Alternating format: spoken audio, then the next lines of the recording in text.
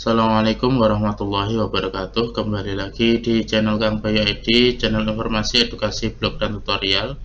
Pada video kali ini kita akan mempelajari tentang materi bab 1 di kelas 5 semester 1, yakni upaya Nabi Muhammad SAW dalam membina masyarakat Madinah. Pendahuluan, gambaran umum tentang Nabi Muhammad SAW dan peran pentingnya dalam membentuk masyarakat Madinah.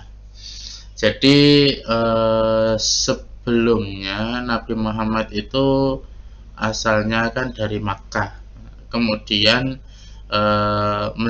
diangkat menjadi seorang Rasul oleh Allah, kemudian diperintahkan untuk menyebarkan syariat Islam. Nah, di tengah dakwah beliau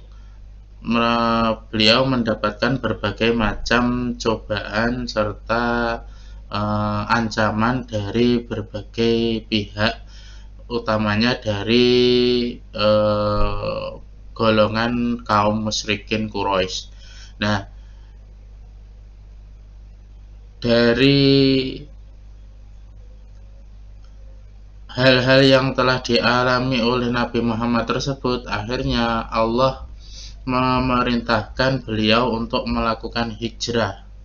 Pada awalnya Nabi pernah berinisiatif untuk hijrah dari Mekah ke Taif untuk menyebarkan agama Islam. Namun di Taif beliau juga mendapatkan perlakuan yang buruk dari masyarakat Taif. Terus kemudian setelah selang beberapa waktu, beberapa tahun kemudian, Allah memerintahkan Nabi Muhammad untuk berhijrah ke Yasrib dulu. Nah, sekarang menjadi Madinah. Dan tidak hanya hijrah saja, tidak hanya untuk mencari keselamatan dari ancaman kaum musyrikin Quraisy saja, Nabi Muhammad juga masih dan tetap mengemban tugas sebagai Rasul untuk menyebarkan agama Islam di Madinah, terutama untuk kalangan kaum muslimin di Madinah. Nah, tujuan presentasi ini adalah untuk mempelajari upaya Nabi Muhammad dalam membangun masyarakat Madinah di berbagai bidang. Jadi, apa yang dilakukan Nabi setelah sampai di Madinah dan di bidang apa saja yang dibenahi, yang dibentuk masyarakatnya di Madinah oleh Nabi Muhammad. Kita lanjutkan. Latar belakang masyarakat Madinah. Kondisi masyarakat Madinah itu secara umum adalah untuk sosialnya itu sangat majemuk. Jadi terdiri dari berbagai macam etnis, suku, kabilah, dan juga berbagai agama. Agama yang rata-rata dianut oleh masyarakat Madinah itu Yahudi, Nasrani, dan juga Hindu Arab. Kenapa saya sebut Hindu Arab? Karena memang beberapa masyarakat di Arab, Makkah atau Madinah itu masih menyembah berhala atau menyembah berhala yang kalau kita ambil konektivitasnya, kita lihat hubungannya dengan agama Hindu, ini penelitian saya sendiri, itu memiliki kemiripan dari segi sistem atau metode ritual dan sebagainya. Itu memiliki kemiripan. Hanya saja kalau di agama Hindu itu lebih ke patriarki, kalau di Arab itu lebih ke feminis. Walaupun secara prakteknya lebih patriarki, ya. Tapi dewa-dewa yang disembah di wilayah Arab itu lebih banyak itu adalah dewa-dewa perempuan atau feminis yang ada kemiripan dengan dewi-dewi yang ada di agama Hindu seperti Lata, Uzza, dan Manat. Itu hampir mirip atau ada kemiripan dengan dewi-dewi di agama Hindu seperti Saraswati, terus Laksmi, dan Parwati. Nah, itu mirip kalau penelitian saya. Namun ini belum terbukti secara ilmiah maupun secara jurnal ilmiah, itu belum ada yang meneliti. Ini hanya penelitian asumsi saja. Untuk perbedaan sosial, etnis, dan ekonomi, kalau untuk ekonominya, mayoritas masyarakat Madinah itu bertani dan juga sebagian kecil berdagang. Yang paling banyak adalah petani. Di bidang agama, yang dilakukan oleh Nabi Muhammad setelah sampai di Madinah itu adalah pengajaran agama Islam, berdakwah sebagai landasan moral dan etika dalam kehidupan sehari-hari. Jadi agama Islam adalah pokok dasar atau sebagai panutan pedoman untuk melakukan aktivitas kehidupan sehari-hari. Terus kemudian yang kedua adalah membangun masjid sebagai pusat aktivitas ibadah dan pendidikan agama.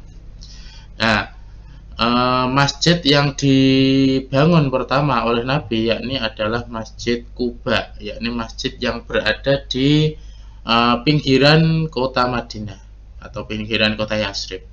Ya, itu dibangun pertama kali ketika Nabi Muhammad sampai di pinggiran kota Madinah. Nah, ketika itu terus kemudian setelah berdiri, Nabi kemudian singgah di sana selama 4 hari sebelum melanjutkan perjalanan ke pusat kota Madinah. Terus kemudian setelah sampai di Madinah, Nabi membangun masjid atau pusat aktivitas ibadah dan pendidikan agama, tempat di mana untanya duduk. Nah, jadi ketika ingin membangun masjid, Nabi tidak langsung serta-merta menunjuk di sini dibangun masjid, tidak, ataupun sesuai dengan keinginan kaum Ansor atau kaum Muhajirin, tidak. Jadi banyak sekali juga sahabat-sahabat Ansor yang menawarkan supaya beliau Kanjeng Nabi itu membangun masjid atau membangun rumah dan masjid itu di sebelah rumahnya atau di tanah milik orang tersebut, tanah milik orang Ansor.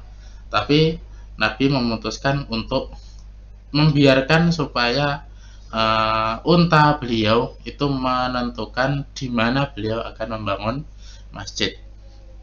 Nah, kebetulan ya, entah kebetulan atau ada sirnya atau apalah, dan ternyata tempat duduknya untanya Nabi Muhammad itu ketika duduk itu adalah tempat atau tanah milik saudaranya sendiri, yakni saudara dari ibunya Nabi Muhammad, yakni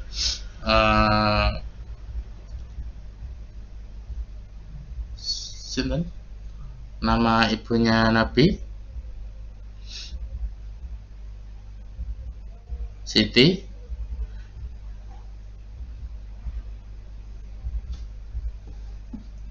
ayo, ada yang tahu? Siti Aminah. Nah, Siti Aminah ibunya Nabi. Nah, tempat Nabi Muhammad membangun masjid atau unta itu duduk di tanah milik saudaranya Nabi Muhammad dari jalur Siti Aminah atau jalur dari ibunya. Jadi Siti Aminah itu asalnya dari Madinah. Jadi ayahnya Abdullah itu berasal dari Makkah. Terus kemudian Aminah binti Khuwailid itu berasal dari Madinah. Terus kemudian mengembangkan hubungan harmonis antara umat muslim dan non-muslim melalui piagam Madinah. Nah, ini adalah pertama kali deklarasi HAM, ya. Deklarasi HAM pertama kali itu adalah piagam Madinah yang dijadikan dasar Pancasila, juga Declaration of Human Rights yang kemarin dideklarasikan oleh Amerika. Selanjutnya di bidang sosial, penerapan prinsip kesetaraan dan keadilan dalam masyarakat. Semua masyarakat itu sama, tidak ada yang lebih kaya itu lebih utama atau yang miskin itu diprioritaskan. Tidak, semuanya memiliki hak yang sama. Semuanya memiliki hak yang sama, kesetaraan dan keadilan dalam masyarakat. Terus kemudian pembentukan ukhuwah, persaudaraan antara kaum muslimin sebagai fondasi kebersamaan. Persaudaraan ini adalah antara kaum muhajirin dan juga kaum ansor. Nah, yang terkenal itu adalah kisah dari Abdurrahman bin Auf dengan Amr bin Robi. Nah, di situ yang bikin terharu adalah ketika Amr bin Robi dipersaudarakan dengan Abdurrahman bin Auf, dan kemudian Amr bin Robi ini termasuk orang yang terkaya di Madinah. Dan sedangkan Abdurrahman bin Auf juga orang yang terkaya di Makkah. Nah, ketika dipersaudarakan, ketika hijrah, Abdurrahman bin Auf ini tidak membawa sepeser pun kecuali hanya pakaian yang menempel di baju beliau. Jadi tidak punya apa-apa ketika berada di Madinah. Namun oleh Rasulullah, oleh Nabi Muhammad dipersaudarakan dengan orang yang terkaya di Madinah, yaitu Amr bin Robi. Nah, ketika dipersaudarakan, Amr bin Robi sempat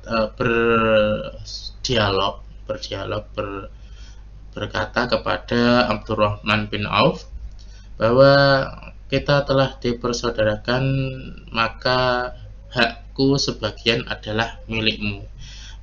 Karena aku adalah orang yang terkaya di Madinah, maka sebagian hartaku adalah milikmu, silahkan ambil.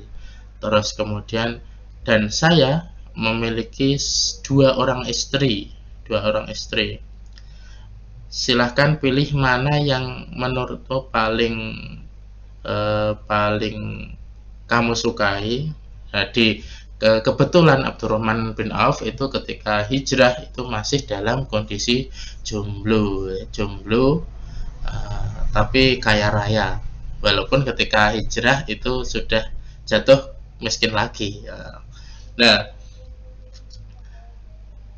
Amr bin Robi mengatakan, saya punya dua istri, silahkan kamu pilih mana yang kamu sukai, maka aku akan menceraikannya. Nah, ketika habis masa iddahnya, maka nikahilah dia. Nah, sampai segitunya arti atau makna persaudaraan di antara kaum muslimin Ansor dan Muhajirin. Terus akhirnya karena yang namanya akhlak muslim, akhlak seorang mukmin, Abdurrahman bin Auf hanya berkata, semoga keluargamu dan hartamu menjadi berkah bagimu. Namun aku hanya ingin kamu tunjukkan di mana arah pasar kalian. Jadi Abdurrahman bin Auf tidak serta-merta, karena ini sudah ditawari, aji mumpung, tidak. Ternyata Abdurrahman bin Auf punya kepedulian rasa, kepada saudaranya. Tentu tidak akan mungkin aji mumpung. Akhirnya beliau hanya meminta ditunjukkan arah pasar, dan dengan izin Allah dalam waktu sekitar 3 tahun, kurang dari 3 tahun, harta Abdurrahman bin Auf itu sudah setara dengan harta yang dikumpulkannya ketika di Madinah. Cepat sekali berkembangnya. Padahal dia hanya bermodalkan ya tanpa modal. Ketika dia masuk pasar itu tanpa modal. Artinya apa? Ketika kamu punya niat, punya keuletan, punya modal, yang penting modal mau dan mampu, kamu akan bisa mencapai apa yang kamu inginkan. Itu prinsip dari Abdurrahman bin Auf. Bahkan Abdurrahman bin Auf itu pernah, bukan berarti sombong ya, pernah berkata begini, seandainya saya membuka atau mencongkel sebuah batu, membalik ya, seandainya aku membalik sebuah batu, maka niscaya akan aku temukan emas di bawahnya. Itu saking ulet dan kreatifnya Abdurrahman bin Auf. Nah, ini perlu kita contoh. Terus kemudian membantu fakir miskin dan orang-orang yang membutuhkan melalui zakat dan infak. Nah, orang-orang miskin mendapatkan zakat dan infak. Nah, bagi orang-orang yang memiliki itu dari kalangan kaum muslimin, mereka diwajibkan untuk melakukan atau membayar zakat dan infak. Kalau infak kan sedekah itu sunnah, kalau zakat itu wajib. Nah, bagi kalangan muslim, bagi orang-orang muslim yang wajib itu membayar zakat. Sedangkan bagi orang non-muslim itu wajib membayar jizyah atau pajak keamanan bagi orang non-muslim. Nah, sebenarnya kalau ditarik ke kehidupan sekarang itu kurang relevan. Kenapa? Orang Islam itu sekarang itu membayar dua kali, yakni membayar zakat dan juga jizyah kepada pemerintah. Sedangkan orang non-muslim tidak membayar zakat, hanya membayar jizyah saja. Nah, apakah ini dianggap adil atau tidak menurut kalian semua? Nah, orang Islam sudah membayar zakat tapi masih diwajibkan untuk membayar jizyah, pajak. Sedangkan orang non-muslim hanya membayar pajak saja. Ya, itu menurut saya itu ya kurang pas. Harusnya disamakan. Kalau orang non-muslim itu membayar pajak, kalau orang Islam itu membayar zakat saja. Tapi bukan zakat fitrah loh ya. Zakat yang dimaksud adalah zakat mal, bukan zakat fitrah. Kalau zakat fitrah wajib. Zakat mal, kalau orang non-muslim membayar jizyah. Jadi dua-duanya seimbang, tidak jomplang salah satu. Terus kemudian di bidang ekonomi, mengatasi masalah kemiskinan dan ketidakadilan ekonomi dengan mengadopsi sistem ekonomi Islam yang kita kenal dengan yang namanya Baitul Mal. Nah, jadi zakat itu dikumpulkan, infak dikumpulkan di tempat yang namanya Baitul Mal. Nah, Baitul Mal dikelola untuk mensejahterakan rakyat miskin di Madinah. Pembentukan bazar sebagai pusat perdagangan dan distribusi barang. Terus kemudian memperkuat ekonomi umat melalui usaha dan kewirausahaan. Jadi letak strategis, tempat strategis di dalam tradisi Islam. Tradisi Islam itu mirip sekali dengan penerapan tempat-tempat pusat pemerintahan yang ada di Indonesia. Nah, umumnya yang paling barat itu atau di tengah-tengah itu ada alun-alun. Terus kemudian di sebelah barat itu adalah masjid. Di sebelah utara adalah pusat pemerintahan. dan di sebelah timur dan selatan itu pusat aktivitas manusia, atau bisa juga seperti sekolah atau juga pusat ekonomi seperti pasar. Jadi hampir mirip penerapan dari sistem atau sistem mapping di dalam tradisi Islam dengan tradisi Islam di Jawa, atau tradisi di pemerintahan di Indonesia atau di Jawa. Lanjut, bidang pertahanan, membentuk pasukan untuk menjaga keamanan dan pertahanan kota Madinah. Contohnya dulu pernah terjadi yang namanya perang Khandaq. Perang Khandaq itu perang parit, di mana masyarakat Madinah itu membangun seperti kanal sedalam-dalamnya yang bisa dibuat untuk menghalau pasukan Quraisy untuk bisa sampai masuk ke kota Madinah. Jadi kuda yang ingin masuk ke wilayah Madinah kalau melewati parit itu otomatis akan terperosok dan jatuh mati. Kemungkinan di bawah juga sudah dipasang perangkap. Jadi tidak mungkin orang musyrikin Quraisy akan masuk ke Madinah. Meskipun ketika itu juga seperti pisau bermata dua. Nah, jadi orang musyrikin Quraisy juga tidak bisa masuk kota Madinah, tapi yang di dalam ini tidak bisa keluar, sedangkan stok makanannya semakin menipis. Nah, itu hampir harus puasa berapa hari gitu, tidak makan berapa hari untuk mempertahankan diri. Terus kemudian pembentukan perjanjian dengan suku-suku dan pihak-pihak lain untuk memastikan stabilitas wilayah, seperti Piagam Madinah tadi. Nah, itu juga termasuk dalam pembentukan perjanjian dengan suku-suku. Sebenarnya perjanjian Madinah itu hanya, kalau yang aslinya itu hanya perjanjian kaum muslimin dengan kaum Yahudi saja sebenarnya.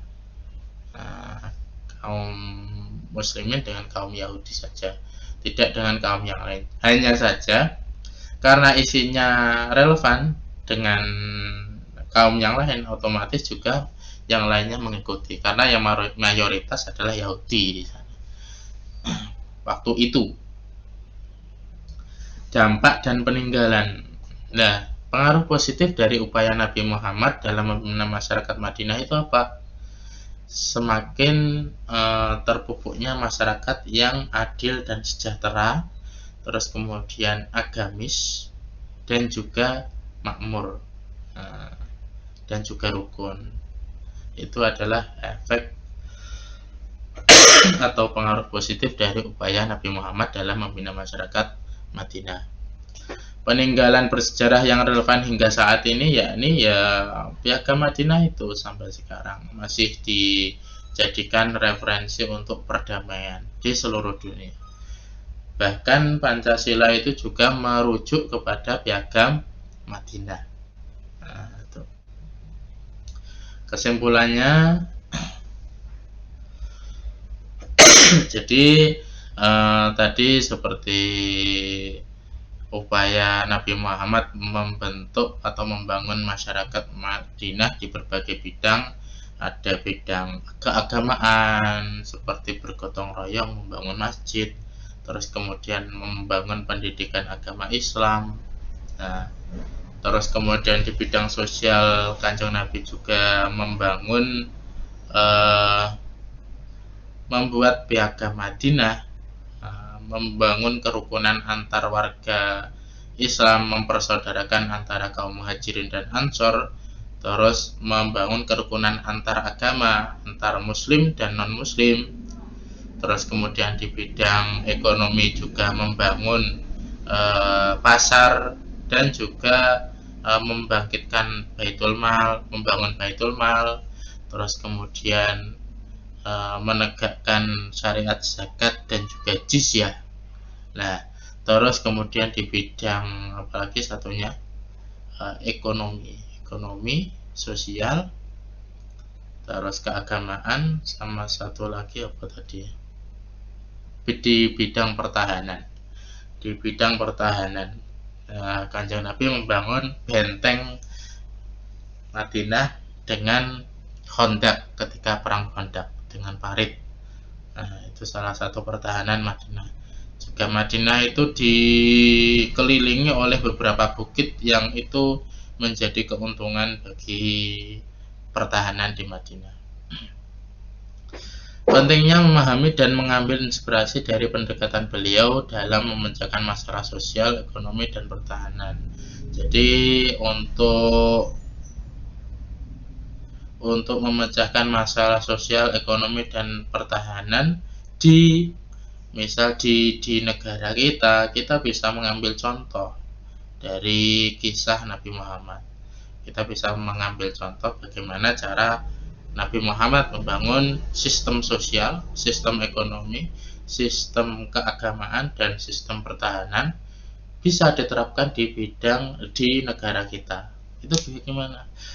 Tidak harus langsung wilayah satu negara, tidak harus. Kita mulai dulu dalam hal yang paling kecil di diri kita sendiri. Terus kemudian di keluarga kita. Terus kemudian dengan tetangga-tetangga kita, terus kemudian lebih besar lagi di wilayah RT, terus desa, kecamatan, kabupaten, provinsi, dan akhirnya seluruh negara, seluruh Indonesia. Mulai dari diri sendiri dulu, mulai dari hal yang kecil, dan mulai sekarang.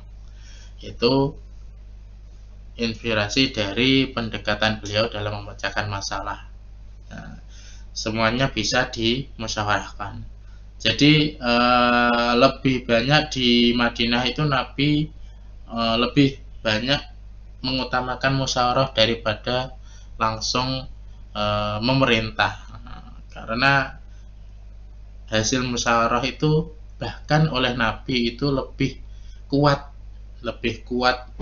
keputusannya dibandingkan dengan perintah Nabi. Perintah Nabi saja kalah dengan hasil musyawarah. Itulah kekuatan musyawarah. Meskipun yang pernah dicontohkan jadi kita mengambil ibaratnya adalah musyawarah itu lebih kuat,